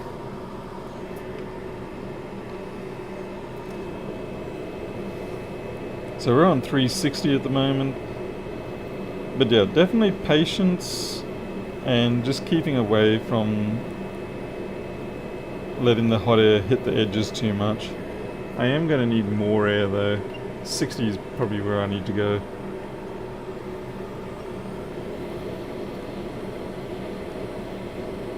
So basically, for the most part, you really want to be heating up the board. Heating up the connector is of no use at all, but the board is what you're trying to heat up before you melt the plastic.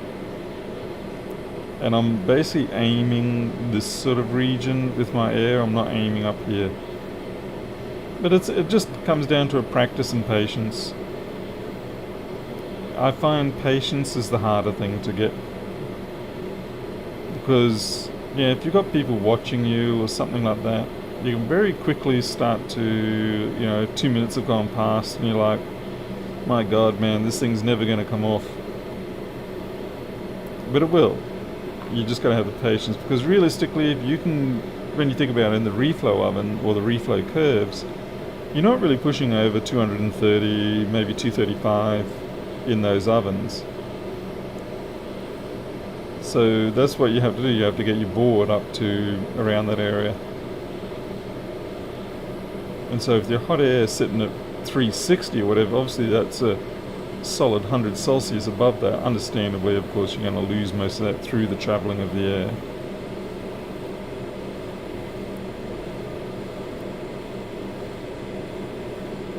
I'm aiming it sort of like a little more at it, but I'm keeping a very close eye. If you keep an eye on the corners and the edges, they will give you obviously a very quick indication if you're pushing your luck. As soon as you see them bobbling up a little bit or deforming or going darker, that's when you know you've got to back off.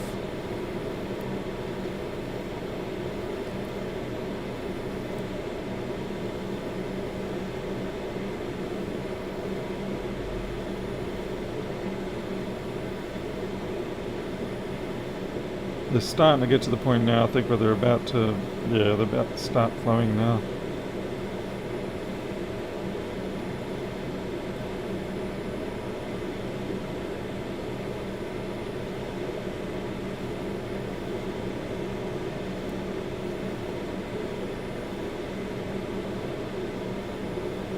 It's definitely frustrating for a big connector like this.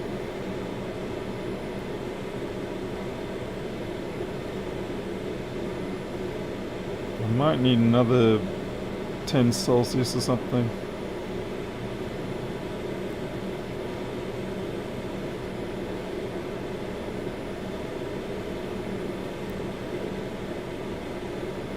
Here it comes.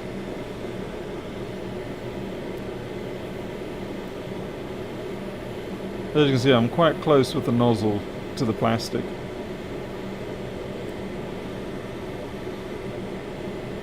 think I need about another 10 Celsius just to help get over the hump here. I guess we'll see.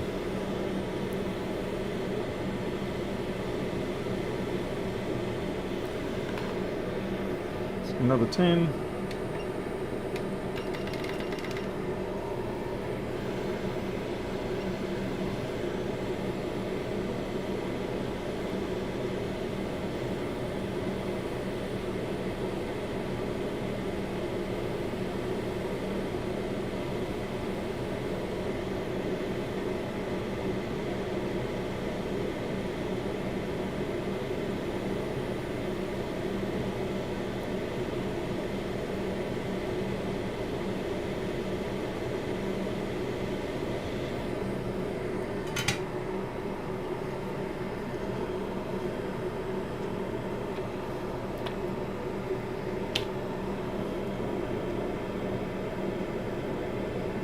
And there we go. As you can see, there's no melting on that connector.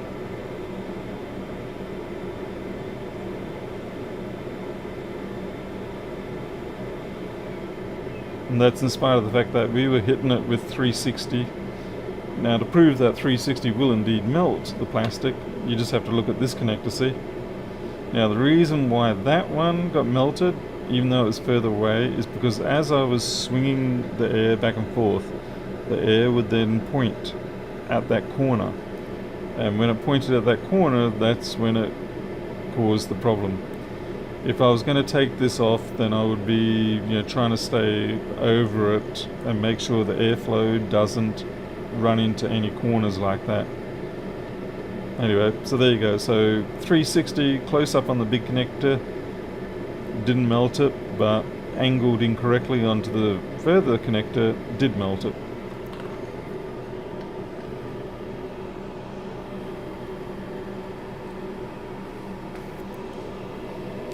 Yeah, they can be a little bit dodgy, these ones. Interestingly enough though, the full bar, I believe these ones here, they will be reinforced, I think. But yeah, often these ones aren't. Fortunately, at least with these ones, you can just take off that connector and replace it with one from over here. But you can't do that with all of them. You won't be able to do it with these ones, as the bar is sort of like integrated into here, I believe. There's a couple of models that I've found that you can actually take out, even with the long bar, they still can be taken out. But for the most part, once they sort of get beyond about 10 pins, it's unlikely that you'll find one where you can just take this out like that. And then to put a new one in, you just slot it in and just push it up.